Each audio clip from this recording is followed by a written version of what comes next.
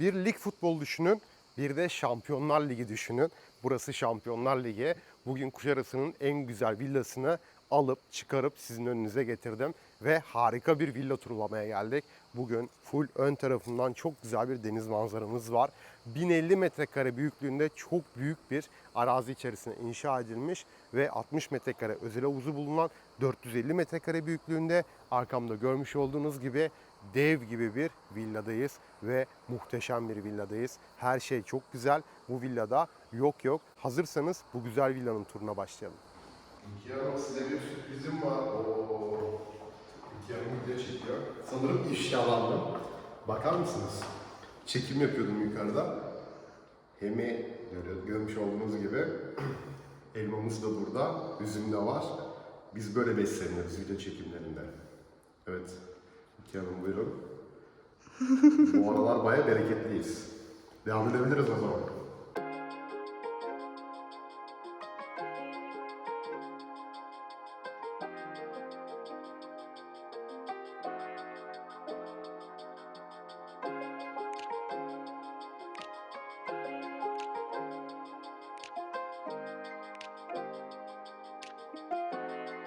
From the first moment I saw you, I knew I had to make you mine. Wanted to know everything about you. I didn't want to waste no time. Burası villanın ilk giriş kısmı. Bodrum katının bile bir alt kısmındayız burada. Bakın buradan bile deniz manzarasını net bir şekilde görebiliyorsunuz. Muhteşem bir deniz manzaramız var zaten. Birlikte göreceğiz. Şimdi aracınıza geldiğiniz zaman burada otomatik bir kapımız var. Kumandaya basarak içeriye giriş yapabiliyorsunuz. Ayrıca şurada giriş kısmında bir bahçemiz var. Ve bahçemizi hemen kısaca sizlere göstermek istiyorum. Çünkü bakın biz burada çekim yaparken böyle ufaktan böyle bir midemiz kazınmıştı. Şöyle bahçeye çekim yaparken de burada elmaları gördük. Ve ev sahibi de hakkını helal etsin bize. Artık izinsiz aldık ama yani onun evi için zaten çekim yapıyoruz. Elmalardan da kopardık. Bir de üzüm gördük. Üzümden de bir bağ aldık. Yani bir salkım aldık. Gerçekten de burada her şey çok güzel. Elmanın tadı bile çok güzel geldi bize.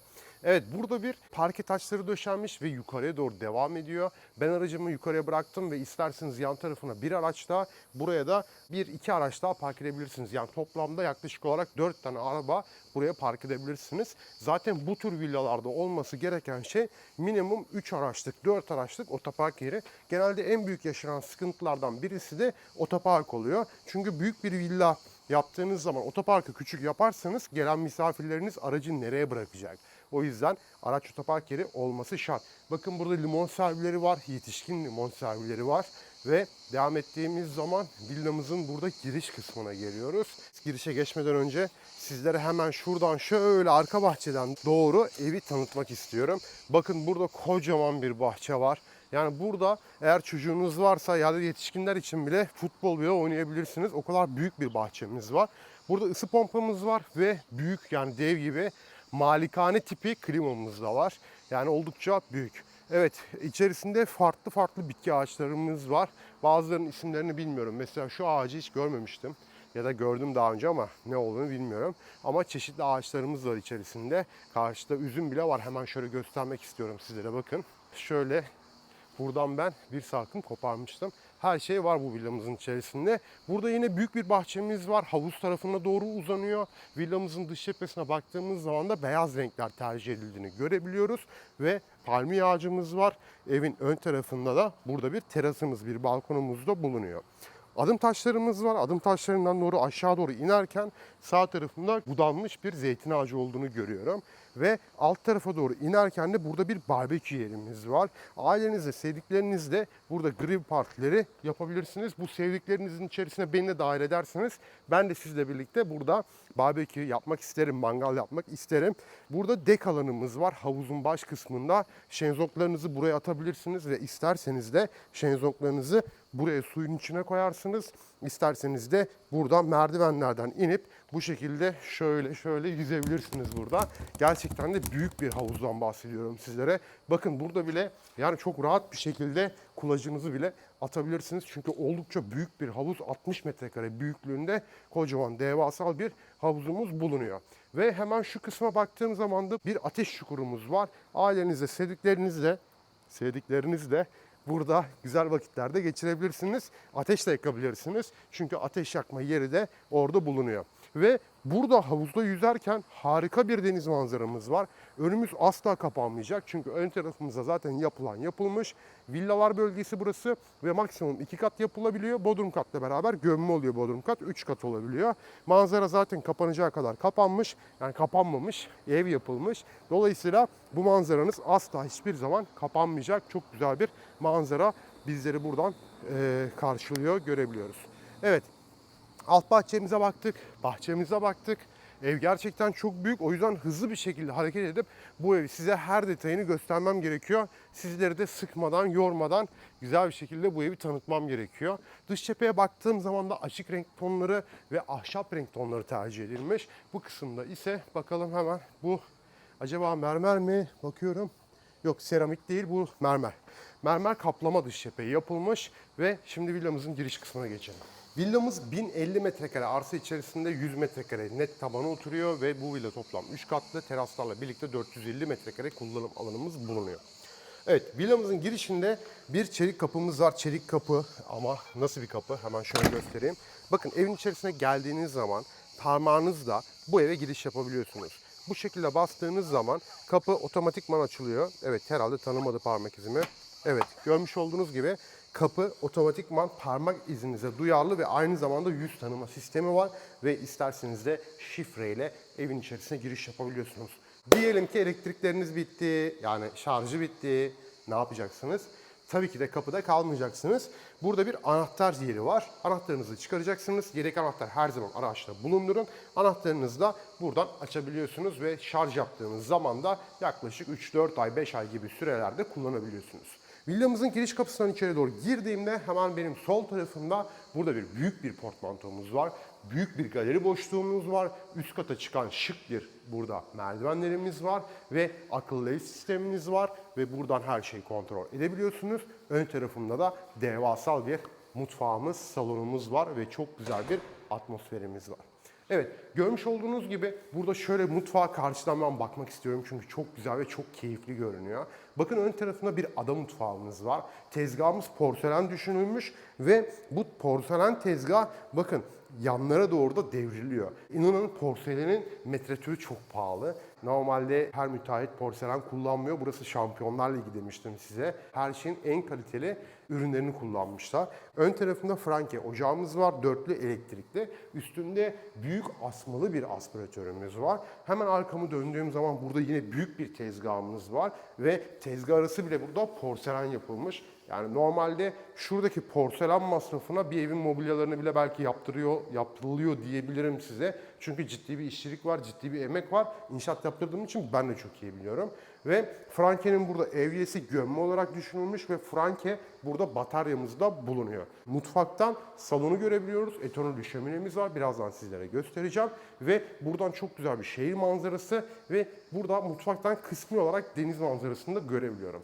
Bu kısma baktığımız zaman mutfak bitmedi. Mutfaktan anlatacaklarım devam ediyor. Çift kapaklı bir burada buzdolabı yerimiz var. Bakın burası çekmeceli orta kısmı ve hemen sağ tarafıma doğru geldiğim zaman burada bakın camlardan ışık çıkıyor. Gerçekten de güzel düşünülmüş. Camların arkasında ledler var. Ledleri tam camın içerisine yansıtmışlar ve yeşil yeşil çok güzel görünüyor. Özellikle akşamları mest olacaksınız. Harika bir görüntü var. Fırınımız ve mikrodalgamız burada yer almış ve mobilyalarımız gerçekten çok güzel, çok kaliteli görünüyor. Yerlerde 60'a 120 seramikler tercih edilmiş ve hemen arka tarafıma doğru terasa çıkıyoruz. Mutfaktan dışarıya çıkabileceğiniz çift açılır bir kapımız var. Sinekliklerine kadar yapılmış vaziyette ve bakın şöyle söyleyeyim size, elektrikli panjuruna kadar takılı. Yani siz buraya geliyorsunuz, klimalarda takılı. Birazdan göstereceğim size. sizlere zaten. Bu kısımda bir bahçemiz var ve büyük bir terasımız, bir balkonumuz var. Yan taraftaki yatak odasından da çıkabiliyorsunuz. Bahçeye görebiliyoruz. Klima demişken klimayı zaten dışarıda sizlere göstermiştim. Bakın iç üniteleri de şöyle tavan tipi tavana gömme olarak yani VRF sistemi olarak yapılmış ve süpürgeliklerimiz de böyle ahşap renk tonlarında. Bence evi patlatan şey süpürgelikler olmuş burada. Ve devam ettiğimiz zaman bakın bu kısımda etanollü bir şöminemiz var ve duvarda da burada televizyon ünitesi düşünülmüş. Salondan baktığım zaman da buradan daha geniş açılı bir deniz manzarası görüyorum. Şuradan aradan kısmi olarak görüyorum. Buradan daha geniş açılı görüyorum ve şehir manzarasıyla dağ manzarasından net olarak gördüğümü ifade etmek istiyorum. Üst kata çıktığımız zaman da daha full, daha panoramik bir deniz manzarasını birlikte göreceğiz zaten. Mutfağın sırt kısmına doğru bakalım. Burada yine bir antremiz var. Ev oldukça büyük ve buraya geldiğimiz zaman da bakın içerisinde tuvalet ve banyo var burada. Yani genel tuvalet banyomuz burada yer almış. Bocci marka düşünülen evyemiz var. Bataryalarımız Hansgrohe, özel kesim bir aynamız var. Burada gerçekten büyük bir duşakabinimiz var. Bunlar da Hansgrohe ve Geberit marka burada düşünülmüş. Gömme rezervuarlarımız da Geberit. Evet, burada bakın görüyorsunuz yani her şey, bütün gold detaylar, altın detayları, kapılar, kullanılan malzemeler gerçekten çok kaliteli. Ve şöyle ekranlarımız var. Mesela bu ekranlar ne işe yarıyor? Akıllı ev sistemine bağlı. Bakın parmağımla bastığım zaman arkamda görmüş olduğunuz gibi panjur kapanıyor. İsterseniz şöyle dokunaraktan panjuru tekrar durdurabilirsiniz. İsterseniz de şöyle dokunarak panjuru da açabilirsiniz. Biliyorsunuz önceden böyle tuşlara basardık, açardık vesaire. Burada isterseniz buradan da açıp kapatabiliyorsunuz ve klimaları da buradan ayarlayabiliyorsunuz. Evet, ön tarafında bir terasımız var. Aile büyükleriniz geldiği zaman da yani böyle aile büyüklerimiz genelde üst kata çıkmakta zorlanırlar. Aile büyüğü olmaya adayız hepimiz. Ve ileride bizim için de lazım. Çünkü gençken çok rahat bir şekilde çıkabiliyorsunuz ama ileride aile büyüğü olduğunuz zaman tabii o zaman söz sizin oluyor. Herkes sizin sözünüzü dinliyor. Şaka yapıyorum tabii ki. Saygı tabii ki çok önemli. Ve üst kata çıkmadan aile büyükleriniz burada rahat bir şekilde kalabilirler. Mutfak ihtiyacını, lavabo ihtiyacını, bahçe, havuz, bütün ihtiyaçlarını burada karşılayabilirler. Yatak başlığı burada. Aile büyükleriniz sabahları uyandığı zaman da burada bahçe manzarasıyla gözlerini açacak. Ve üst kata çıkan merdivenlerimiz var. Bakın merdivenlerin yanına yaklaşacağım ve merdivenlerin ışıkları sırasıyla açılmaya başlayacak. Bakın şöyle basıyorum. Bak sırasıyla merdivenin ışıkları yukarıya kadar açılıyor. Yukarıdan aşağıya gelirseniz de yukarıdan aşağıya doğru açılıp geliyor. Çok basit bir sistem, çok güzel bir sistem. Bakın şurada küçücük bir sensörü var. Gözle bile görmeniz neredeyse imkansız. Ve bu sizi gördüğü zaman yani adımınızı attığınız anda tek tek böyle her basamağa bastığınızda ışıklarla birlikte üst kata çıkıyorsunuz. Görsel bir şölen var burada. Tutamaçlarımız ahşap olarak tercih edilmiş. Harika bir villadayız. Arkamda da peyzaj alanını görebiliyoruz. Şimdi bu güzel villanın üst katına çıkalım. Bu güzel villamızın üst katına doğru çıkarken sizlere Bodrum kattan kısaca bahsetmek istiyorum. Bodrum katta harika alanlarımız var. Orada mutlaka izlemenizi tavsiye ediyorum. Şimdi burayı bakalım, birlikte görelim, sonra en alt kata ineceğiz zaten. Burada bir peyzaj alanını görebiliyoruz. Yani ağaçlarımızı görebiliyoruz. Dağ manzaramız var. Ve bu kısımdan baktığım zaman da rüzgar güllerini net olarak gördüğümü ifade etmek istiyorum sizlere. Aynı zamanda burada bir antremiz var ve yatak odasının içerisine girdiğim zaman da hemen sol tarafımda büyük bir tuvalet ve bir duş alanı olduğunu görüyorum. Şöyle kısa kısa göstereyim çünkü çok fazla tuvalet, banyo var ve hepsini tek tek gösterebilmem açıkçası mümkün değil. Gösteririm ama süre çok uzar. Siz de sıkılırsınız. O yüzden bir yere kaçmayın diye çok detaylı göstermeyeceğim. Zaten bir tane tuvalet banyoyu anlatınca genelde bütün tuvalet banyolar benzer oluyor. Yani kaliteler aynı oluyor, kullanılan malzemeler. Burada büyük bir giyinme dolabımız var. LED lambalı, yerler laminat parke ve bu kısımda bir yatak başlığımız var. Sabahları uyandığınız zaman da şu açıdan çok net bir şekilde deniz manzarasını masmavi olarak görebiliyorsunuz. Aynı zamanda şehir manzarasıyla yeşillik manzarasını görebiliyorsunuz. Televizyon ünitesi yerimiz var. Kocaman devasal bir yerimiz var burada. Ve hemen şu kısımda özel kesim yine bir aynamız bulunuyor. Yani özel kesim ayna gerçekten hani normal bir kare değil ya da yuvarlak değil, özel kesilmiş bu ayna, çok belli. Ve süpürgeliklerimiz yine ahşap tonlarına devam ediyor. Kapılarımız da çok uyumlu. Koridor antre geldiğimiz zaman antreden bakın alta doğru baktığım zaman burada bir galeri boşluğu olduğunu söylemiştim. Şuraya güzel şık bir avize sarkıtırsınız. Bu kısımda gelen misafirlerinizi net bir şekilde görebiliyorsunuz. Hemen burada bir yatak odamız daha var. Bu yatak odamızın içerisine giriş yaptığımızda da bakın tam karşımda yatak başlığımız var. Yatak başlığımızın üzerinde burada nişimiz var ve led lambalarımız var. Ayrıca burada giyinme dolabımız düşünülmüş. Yerler yine parke, kapılarımız yine aynı şekilde. Devam ettiğimiz zaman burada bir balkonumuz var. Balkondan çıktığım zaman da full panoramik deniz manzarasını görebiliyorum. Ancak sanmayın ki odanın içerisinde göremiyorum. Hemen odanın içerisine gireyim. Bakın buradan bile yani sabahları hatta şöyle yapalım. Ben yatakta yattığımı düşünün. Şuraya yan tarafıma gelin. Sabahları gözümü açtığım zaman bakın buradan eşsiz masmavi full bir deniz manzarasını net bir şekilde görebiliyorsunuz. Karşımda yine bir tuvalet banyomuz var. Devam ediyoruz ve son olarak bu kattaki yatak odamıza geliyoruz. Şu ana kadar gördüğümüz 4. yatak odası. İçeri doğru girdiğimde burada bir giyinme dolabımız var ve yine aynı şekilde gold detaylar, içerisi led lambalı bir tuvalet banyomuz var. Burada tuvalet banyomuzda bakın ayna benim çok hoşuma gitti. Çıtalarına bakar mısınız? Böyle siyah çıta tercih edilmiş ayna ve özel kesimleri ayna. Standart bir ayna değil tabii ki. Yani her şey burada özel yapılmış. Bu kısımda bir makyaj aynası yeri düşünülmüş ve burada karşımda bir yatak başlığımız var. Sabahları buradan uyandığınız zaman da çok güzel bir deniz manzarası var. Özellikle deniz manzarası isteyen bir müşteriyseniz, villa istiyorsanız bu villa tam size göre olabilir. Çünkü arkamda görmüş olduğunuz manzarayı kolay kolay bulamazsınız. Harika bir manzaramız var. Hemen şöyle yapalım. Çok güzel bir manzaramız var. Evet, görmüş olduğunuz gibi ve asla kapanmaz bir deniz manzaramız var burada. Her yerde ayaklarımızın altında 1050 metrekarede arsa payımız var. Klimalarımızda tavan tipi göstermiştim zaten aşağıda. Burada da yine aynı şekilde devam ediyor. Çok güzel bir villa. Evet, kapılarda da şöyle bir farklı bir sistem var. Bakın şurada bir tane buton var. Kapıyı kilitlemek istediniz diyelim ki. Bakın kapı şu anda açılıyor. Kapattınız.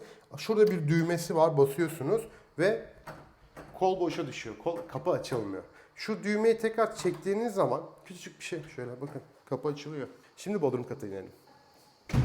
Villamızın en alt katına indik ve gerçekten burası serin. Çok serin. Ve merdiven altında depolama alanlarımız var. Işıklarımız yine bodrum kat olmasına rağmen yine aynı şekilde sensörlü ışıklarımız devam ediyor. Karşı tarafında tam bilardo masası koyabileceğiniz bir alanımız var. Burada bir dolabımız var. Fazlalık eşyalarınızı koyabilirsiniz. Buraya da bir bilardo masası yakışırdı bence. Ön tarafında bir kurangelez var ve bakın burada sinekliğine kadar takılmış. Camlarımız da büyük olduğu için gayet aydınlık ve ferah görünüyor. Burada bir antremiz var. Antremizden de şöyle araya doğru bir girişimiz var. Sağ tarafa doğru geldiğimde burada hamam var ve çift kurna düşünülmüş burada. Aynı zamanda detaylarımıza bakın. Hansgrohe bataryalar ve gömme ankastre bu ve gold detayları devam ediyor. Yani Hansgrohe'nin bataryaları yani tek de kullanılabilir, 2 tane kullanılmış ve yani maliyetten kaçınılmamış açıkçası burada. Ve ön tarafında da burada bir saunamız var. Sobası burada yer almış. Derecesi burada, lambaları burada ve bakın şu kısımda da bir kum saatimiz var. Kum saatinde bu şekilde çevirip süreyi de öğrenebilirsiniz. Evet bakın burada yerdeki kullanılan şurada bir su giderimiz var. Şu su gideri bile Geberit marka olarak tercih edilmiş. Yani kaliteyi de buradan anlayabilirsiniz. Ve eşiklerimiz de dümdüz burada. Antre ile banyonun eşiği dümdüz yapılmış. Bence bu da çok önemli bir detay. Özellikle buraya girip çıkarken ayağınız takılmaması gerekiyor diye düşünüyorum. Büyük bir aynamız var burada. Bocci marka düşünülen burada evyemiz ve büyük bir duşakabinimiz Geberit markada. Yine gömme rezervuarımız devam ediyor. Antreden devam ettiğimiz zaman da burada bir yatak odası da diyebilirim sizlere. Yukarıda 4 oda bir salon görmüştük. Karşı tarafında bir bilardo yerinden bahsetmiştim. Ayrıca burası da var. Yani orada burada hesaplarsanız 6+1 oluyor ya da 5+2 olarak da bu evi düşünebilirsiniz. Gerçekten büyük devasa bir villadayız ve burada bile klimalarımız tavan tipi. Ayrıca burada da kurangelezimiz var. Yine güzel bir villa turladık. Fikirlerinizi de açıkçası merak ediyorum. Yorumlarda mutlaka yazın. Siz olsaydınız bu villaya kaç puan verirdiniz? Sizce bu villa ne kadar yapar? Fiyatı sizce ne kadar olmalıydı? Fikirlerinizi de yorumlarda görmek istiyorum. Kanalımıza abone değilseniz hemen abone butonlarına basın ve bu evin fiyatına da internet sitem villatv.com.tr'den modernada.com'dan ve açıklamaya yorumlara bırakmış olduğum linke tıklayarak da öğrenebilirsiniz. Yeni videomuzda görüşmek üzere. Hoşçakalın.